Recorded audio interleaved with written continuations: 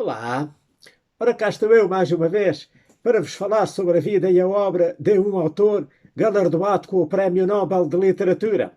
O meu nome é Sebastião Barata e hoje vou falar-vos de Yasunari Kawabata, que foi um escritor japonês nascido em Osaka em 1899 e falecido em Zushi, no distrito de Kanagawa, em 1972, e que foi o primeiro escritor japonês a ser galardoado com o Prémio Nobel de Literatura, em 1968.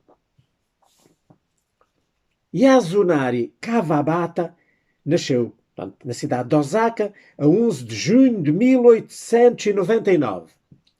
A sua vida foi marcada desde cedo por acontecimentos trágicos e pela solidão. Filho de um médico culto, tornou-se órfão de ambos os pais com apenas 4 anos de idade, tendo sido então criado no campo pelos seus avós paternos. Tinha uma irmã mais velha, a qual foi entregue aos cuidados de uma tia, mas só se vieram a conhecer em julho de 1909, quando ele tinha, portanto, 10 anos de idade. Entretanto, aos 7 anos, portanto, mais propriamente em setembro de 1906, o Kawabata perdeu a avó. A sua irmã também morreu, um ano depois dela conhecer, portanto, quando ele tinha 11 anos, e aos 14 anos, em maio de 1914, faleceu o avô. Tendo perdido todos os seus parentes mais próximos, o Kawabata mudou-se para a família da sua mãe, que eram os Kurodas, mas acabou matriculado no internato, que ficava próximo da escola de ensino secundário para onde ele até aí se deslocava de comboio. Quando ele era criança, desejava dedicar-se à pintura, mas durante o tempo em que ele frequentou lá o liceu, optou por querer tornar-se escritor. Depois de então escrever alguns contos e achar que tinha jeito. No ano de 1920, portanto tinha 21 anos, ingressou no curso de literatura da Universidade Imperial de Tóquio, onde obteve o seu diploma em 1924.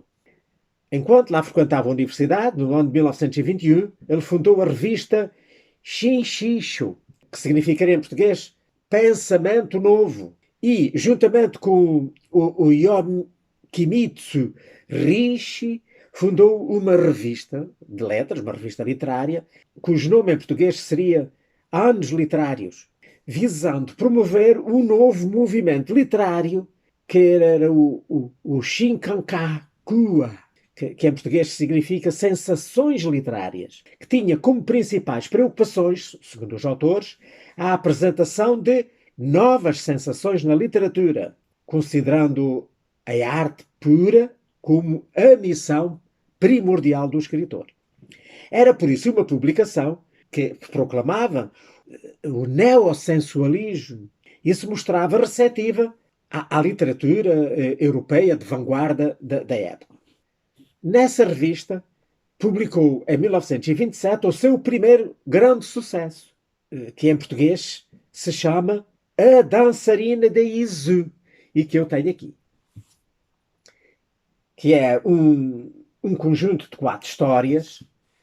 A primeira, que dá o nome ao livro, é um conto de cariz autobiográfico, cuja história explora o enamoramento entre 2 jovens e o erotismo do amor juvenil, com imagens líricas inspiradas em escrituras budistas e poetas medievais japoneses.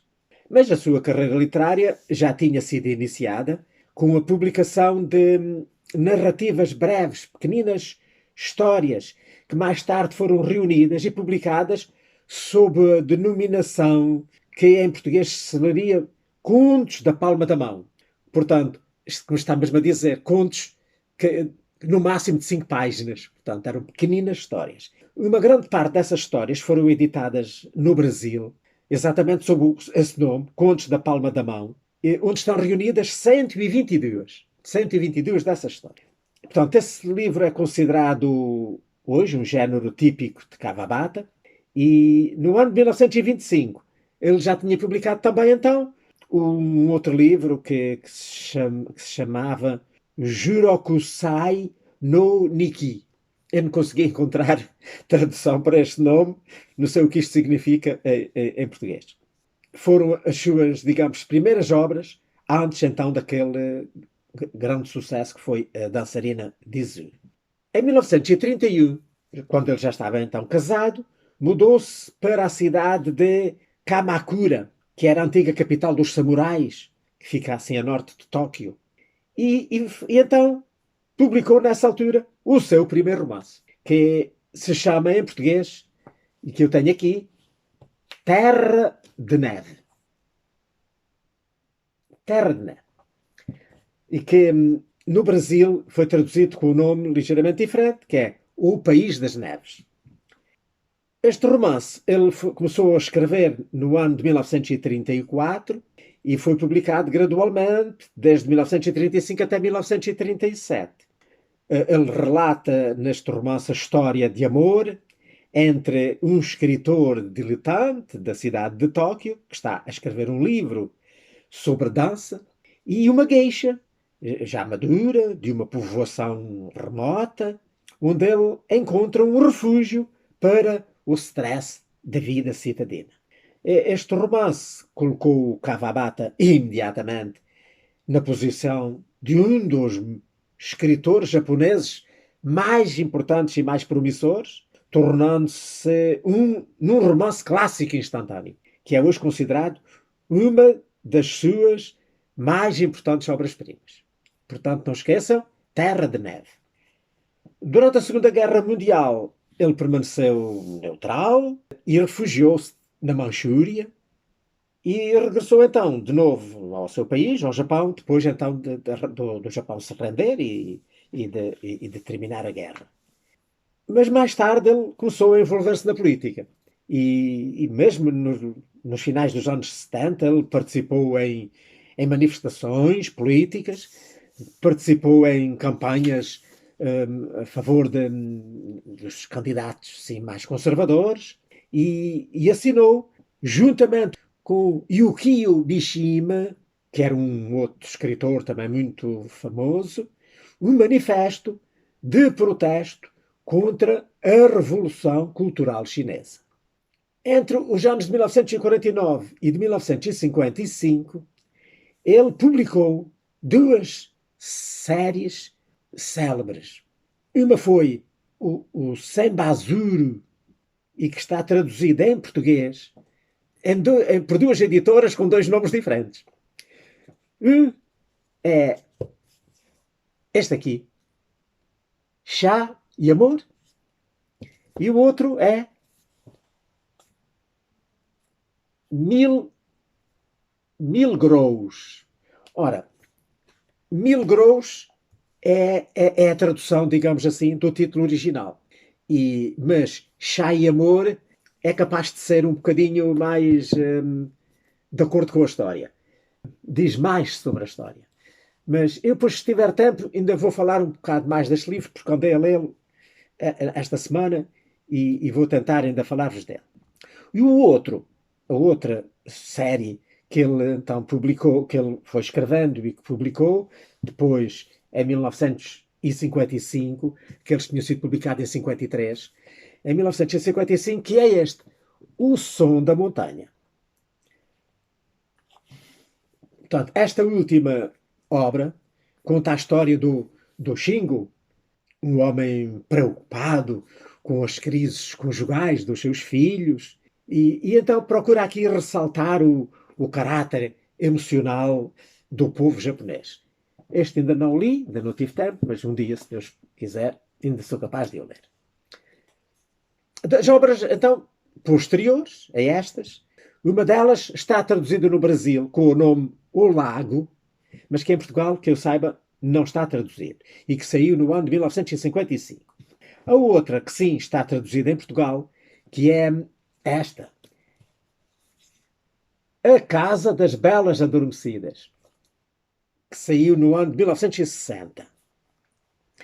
Outra também sua obra fantástica, muito conhecida, que é talvez ainda a mais conhecida de todas, é Kyoto, que saiu no ano de 1961 e que eu também já li e também que, se puderem, depois vos direi algumas coisas sobre o Kyoto. E então, um outro que está traduzido também em Portugal, que é A Beleza e a Tristeza, que saiu no ano de 1965. Este também ainda não o li, e diz aqui na sinopse que o amor como doença e imortalidade, sexo como armadilha e vingança. São estes os temas que o autor de Terra de Neve, laureado com o Prémio Nobel, dramatiza com um poder friamente hipnotizador neste romance. No seu centro encontra-se um destrutivo caso amoroso entre um escritor casado e uma adolescente. Caso que os continua a assombrar passados mais de 20 anos desde o seu último abraço e cuja amargura envenena todos aqueles que os rodeiam. Portanto, esta foi, portanto, uma das suas últimas obras e é, de facto, também um romance muito lindo, muito maravilhoso, mas que eu também ainda não tive o tempo para ler.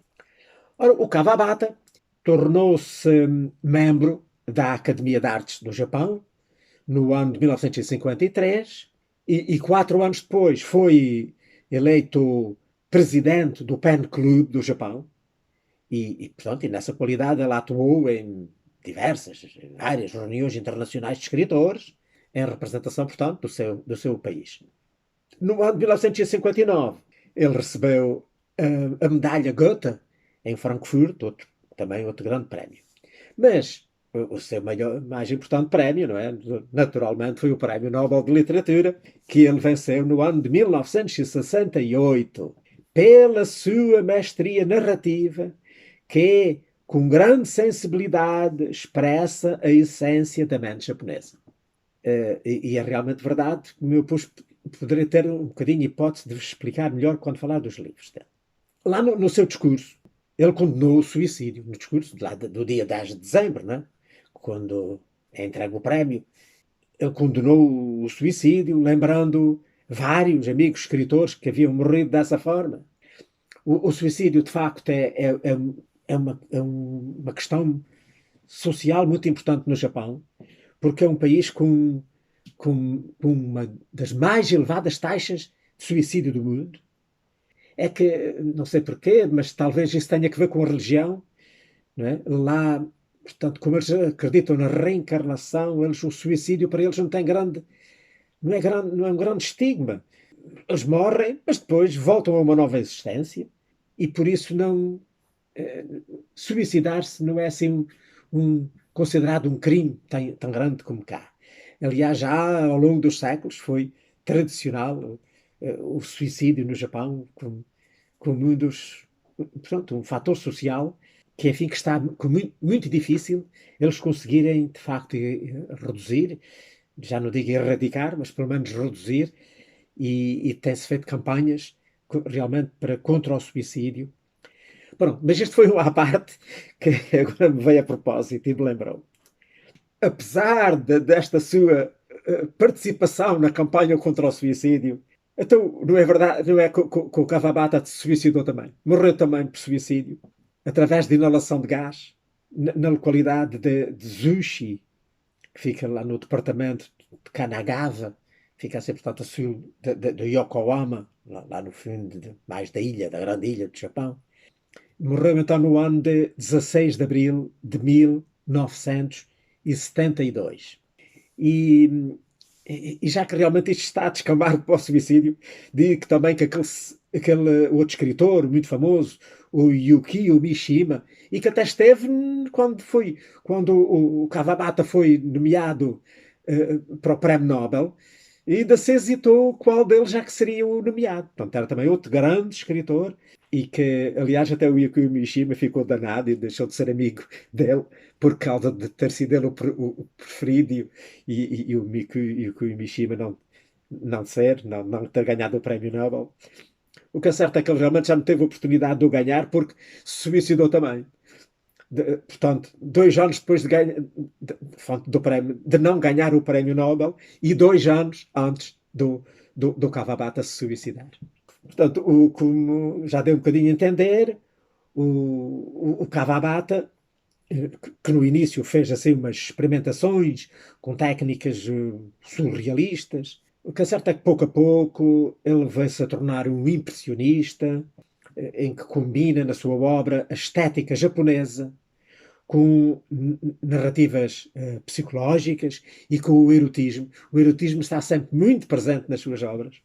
O estilo da escrita do Yasunari Kawabata distingue-se por uma linguagem suave, mais abstrata do que descritiva, portanto, frases muito curtas, textos muito curtos. São romances, mesmo os romances maiores deles, são pequeninos romances, estreitinhos. Predomina mais ali a subjetividade em relação à objetividade portanto, a sua escrita aproxima-se muitas vezes mais daquilo que chamamos a prosa poética. Pelo seu tratamento de atmosferas e de cores, ele ficou conhecido como alguém que pintava as palavras, pintava-as de branco, de um branco irradiante, praticamente sem outras cores, como se vê, por exemplo, naqueles livros como A Terra de Neve e o Shayamura, ou Os Mil Grãos, como queiramos. Então, já que falo então nisso, eu iria então começar por falar então dos livros que li. Portanto, eu só queria dizer que, ainda mais, que a solidão, a angústia e a morte, e também a atração pela psicologia das mulheres, está muito, muito presente nas suas obras. São os temas constantes nas suas obras. Os seus livros são sempre sobre mulheres, nomeadamente estes. Nesta história, aqui que é o Chá e Amor, desculpem lá, tirei o livro errado. O Chá e Amor e os Mil Grãos, que, como já disse, é o mesmo livro, conta a história de um homem que vive a sua vida à volta de 4 mulheres. Assim, é difícil distinguirmos aqui quem está apaixonado por quem. Portanto, ele é um rapaz ainda novo, tem à volta de 20 anos, e então, ainda muito jovem, ele vem a conhecer que já conhecia, mas vem a aproximar-se mais e vem a conviver com 2 velhas apaixonadas do seu pai, que entretanto já tinha morrido, e elas como que transferem emocionalmente a sua paixão do pai para o filho. De certo modo, apaixonam-se por ele. E elas que são 2 rivais que lutavam pelo amor do pai dele, depois lutam pelo amor dele. E no meio disto há também 2 jovens, 2 meninas da idade dele, uma delas filha de uma dessas apaixonadas e a outra não filha porque ela não tinha filhos, mas protegida dela, e que ela, a outra apaixonada, queria por força que ele se casasse com ela. Portanto, estamos a ver aqui este dilema entre 4 mulheres, 2 já quarentonas e 2 jovens à volta da casa dos 20 anos, que se apaixonam, no fundo, vivem a disputar o amor deste jovem. Uma das idosas depois acaba por morrer, e a respectiva filha também. Não sei se eu devia chegar a contar este pormenor, mas, portanto, ele, que é certo é que da outra jovem que sobrou, ele nunca chegou a conviver muito com ela, embora ele ficou altamente impressionado a primeira das 2 únicas vezes que esteve ao lado dela, e ficou muito impressionado com a sua extraordinária beleza, mas também nunca mais conviveu com ela portanto, por aqui ficou. Entretanto, a história desenrola-se e acaba por acabar, e nós chegamos a saber se ele alguma vez se veio a casar ou não. Não sabemos se ele se manteve solteiro o resto da vida. Quando comecei a ler, hesitei entre qual é que vou ler. Vou ler este, vou ler este. Esta é uma edição já muito antiga, que é, neste caso aqui, do Círculo de Leitores. E esta aqui é uma edição muito mais recente, agora da Don Quixote. E eu pensei, vou começar por ler este, que é de facto agora mais recente, tem uma letra maior, mas depois acabei mais por ir para o outro, porque gostei mais desta tradução, porque traduz aqueles termos mais, digamos, mais comuns, que se calhar o tradutor deste, por serem tão comuns lá no Japão enfim, e conhecidos na maioria de toda a gente, de muita gente pelo menos, achou por bem não os traduzir, mas isso dificultava-me um bocado a leitura porque era um bocado pouco complexo. E então eu fui para o velhinho e li o velhinho sem prejuízo de ir comparar de vez em quando achava alguma dúvida, ia comparar com a outra tradução. E fui lendo então assim os dois mais ou menos. Mas agora só para vos mostrar como realmente, às vezes, uma tradução altera um bocado o sentido do texto. E temos aqui a hipótese, como temos aqui duas traduções do mesmo livro, de ver isso mesmo. E a gente às vezes fica na dúvida qual foi realmente a ideia que estava na cabeça do autor. Se é a que está neste livro ou que está naquele. Porque, por exemplo, eu vou-vos dar aqui um exemplo. No início daqui de um dos capítulos, para já, começa logo pelo nome do capítulo, que num se chama O Batom da Mãe de Fumiko e no outro se chama O Batom da Mãe. Já não diz de Fumiko, mas pronto, é só ou menos.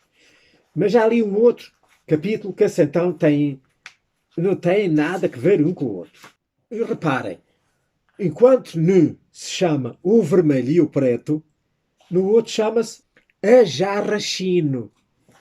É verdade que qualquer dos dois títulos podem servir, porque neste capítulo fala-se de facto do vermelho e do preto, que eram duas chaveninhas de chá, uma vermelha e outra preta, e também se fala de uma jarra, digamos, para a água, para fazer o chá, que era a jarra chino. Portanto, mas está a ver, um tradutor optou por aproveitar uma área, digamos, uma parte do capítulo e outra parte. Qual foi a que o autor tinha escolhido? Não sabemos. Mas voltando então outra vez a este capítulo onde estávamos, eu vou ler o primeiro parágrafo para verem a diferença de tradução e que altera um bocadinho o sentido. E não sabemos agora qual deles estava na cabeça do autor. Um diz assim: de costas na cama, depois de ter lavado os dentes, Kikuji viu que a criada havia pendurado uma cabaça no recanto da parede. A sair da cabaça, uma singela campainha. Agora o outro tradutor traduziu assim: de novo no quarto, depois de ter lavado os dentes, Kikuji reparou que a criada tinha pendurado uma cabaça num dos pilares. A cabaça continha uma única hipomeia. Ora bem, reparem, num diz que estava de costas na cama e o outro diz de novo no quarto. Um diz que já estava deitado, se ainda estava de pé. Depois diz que a criada pendurou uma cabaça num recanto da parede. Num recanto da parede. O outro tradutor disse num dos pilares. Mas dos pilares que estão no meio do quarto? Ou estão dos pilares de um canto, num canto da parede? Provavelmente será. É capaz de ser a mesma coisa. Mas duas traduções que nos ficam um bocado com ideias diferentes. E depois um diz que dentro da cabaça saía uma florinha, que aqui lhe chama uma campainha. Vocês conhecem as campainhas, umas flores que há, umas plantas cuja flor parece assim uma campainha. E o outro diz que é uma hipomeia. E agora no que é que ficamos? É uma hipomeia ou é uma campainha? Verdade seja que tanto as hipomeias como as campainhas são plantas da mesma família. Mas são duas plantas, pelo menos cá em Portugal, chamamos hipomeia a uma e campainha a outra, que são duas flores completamente diferentes. Qual deles já que traduziu a verdade? Portanto, estão a ver, já agora, falando disto, aproveitei para mostrar como, às vezes, as traduções alteram um bocado o sentido do texto e é por isso que, se calhar, que muitas pessoas preferem ler os livros no original do que realmente traduções. Tenho pessoas amigas e conhecidas que preferem, por exemplo, ler, quando o livro é de autores que escreveram em inglês, ler em inglês do que ler em português, ou ler em francês, pronto, ler na língua original. Pronto, agora então passaria para o Quioto, a outra obra que eu li. O Quioto é também uma história que tem muito, digamos, de pano de fundo, de cenário, tem bastante também como ali o Chá e Amor, aos Mil Grãos, como quisermos chamar-lhe. Porque fala portanto, do modo de vida lá no Japão, das suas casas, né? Com aquelas paredes de papel, com aquelas portas de correr, fala do seu vestuário, dos kimonos, fala do obi, que não sei se sabe o que é. O obi, portanto, é uma faixa comprida que depois atam à volta da cintura para, digamos, segurar o kimono, não é? O kimono, portanto, como é como que assim uma bata comprida, quase até aos pés, que depois assenta uma parte em cima da outra, e então depois já atam o obi à volta para segurar o kimono e ele não se abrir. Portanto, ou seja, tanto este vestuário tradicional, fala dos gostos e da maneira de ser e de estar, fala das cerimónias do chá, o chá ritual, que era a maneira de tomar o chá, os significados da forma como seguravam a chávena, como faziam o chá, como o serviam, como quem servia se atuava, como quem era servido atuava, da maneira como se saudavam. Tudo isso está patente em ambos os livros e em todos os restantes livros dele, tenho a certeza. Agora, a história, então, do Quioto. O Quioto narra a história de duas meninas que são irmãs gêmeas, mas que não sabiam que existiam, as duas, até lá quase ao meio do romance. Uma delas foi abandonada pelos pais, não só porque eram muito pobres e não podiam criar logo assim duas crianças ao mesmo tempo, mas porque naquele tempo era como com um mau agouro de abandono dos deuses ter filhos gêmeos. E então abandonaram uma e criaram a outra. E aquela que foi abandonada, também não chegamos a saber muito bem como a abandonaram, porque depois o casal que a recolheu e criou, que era um casal de comerciantes, de tecidos, uma gente de bem-estar, não sei, uma gente de posses. Ela, a mãe adotiva, portanto, a mãe contava-lhe a história de uma maneira, o pai contava de outra, e ela nunca chegou a saber muito bem como é que ela chegou às mãos deles. Por uma situação perfeitamente ocasional, lá numa festa, daquelas festas tradicionais em que o povo vinha à cidade e todos festejavam, e um jovem que era um apaixonado desta menina, que era a Chieco, encontrou-se lá na festa com a outra gêmea e julgava que estava a falar com a Chieco.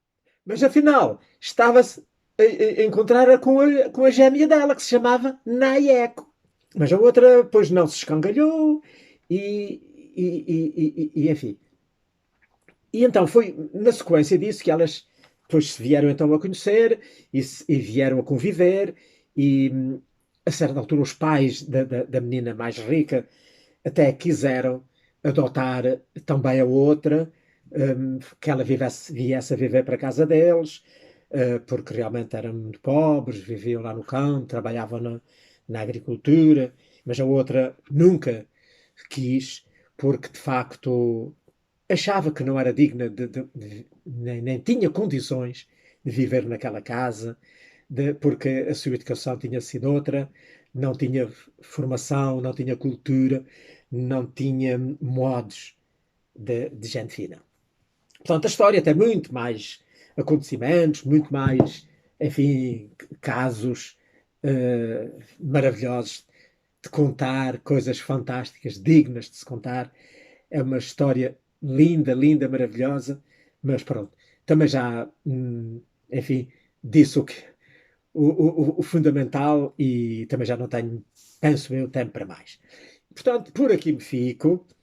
Espero que tenham gostado de mais esta conversa sobre um autor galardoado com o Prémio Nobel, hoje o Yasunari Kawabata, um escritor japonês. E, se Deus quiser, e tiver vida e saúde, para a semana cá estarei de novo para vos falar de outro autor galardoado com o Prémio Nobel de Literatura. Ora, passem muito bem.